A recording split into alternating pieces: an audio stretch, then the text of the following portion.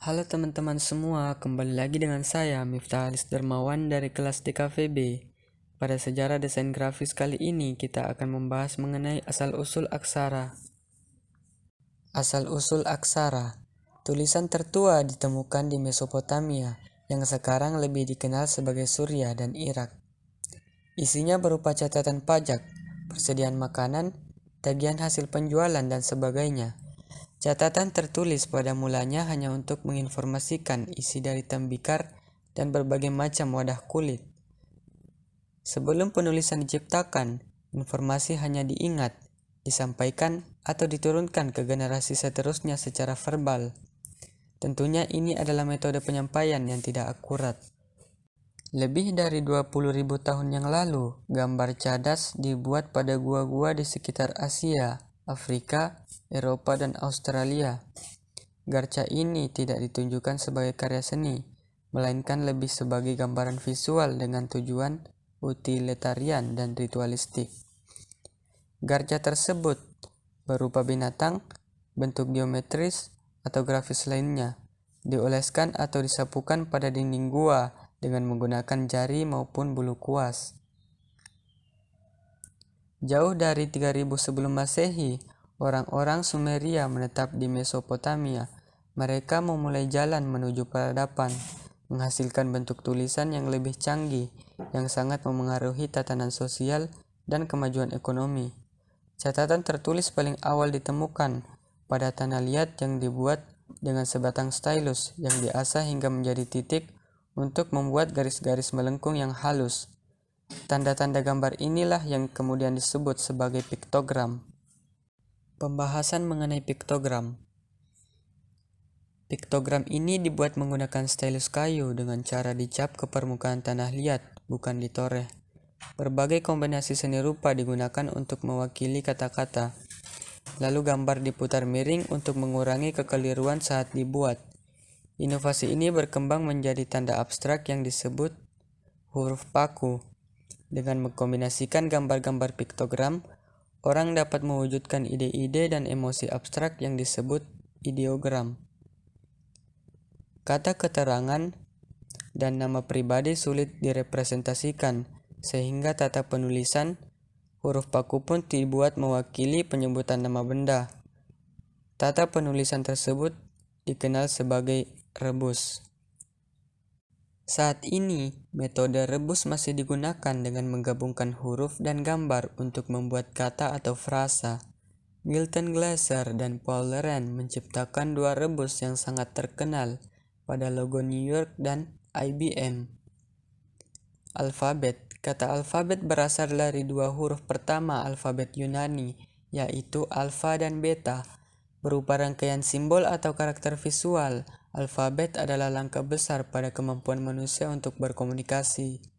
Ratusan simbol yang digunakan pada huruf paku dan hieroglif digantikan oleh hanya 20 atau 30 karakter yang mudah dipelajari.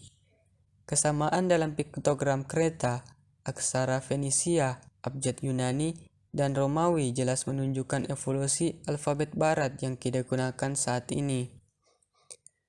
Alfabet Fenisia terdiri dari 22 karakter yang digunakan pada tahun 1500 sebelum Masehi. Ditulis dari kanan ke kiri. Alfabet itu diukir di atas batu dan juga ditulis pada papirus dengan kuas atau pena. Pada saat yang sama dan pertama kali dipakai sekitar 850 sebelum Masehi, Alfabet Aramaik ditulis dengan pena lebar, dipegang pada sudut 45 derajat yang menghasilkan goresan horizontal yang tebal dan vertikal yang tipis. Aramaik ini merupakan moyang dua alfabet utama yang digunakan di Timur Tengah saat ini, yaitu Ibrani dan Arab. Alfabet Fenisia lalu diadopsi oleh orang Yunani kuno sekitar 1000 tahun sebelum Masehi. 5 dari konsonan diubah menjadi vokal. Dari sudut pandang desain grafis, orang-orang Yunani menerapkan struktur dan tatanan geometris pada karakter Fenisia yang tidak rata. Awalnya, orang Yunani mengadopsi gaya penulisan Fenisia dari kanan ke kiri, tetapi kemudian mereka mengembangkan metode penulisan yang disebut boustropedon, yang berarti membajak ladang dengan lembu.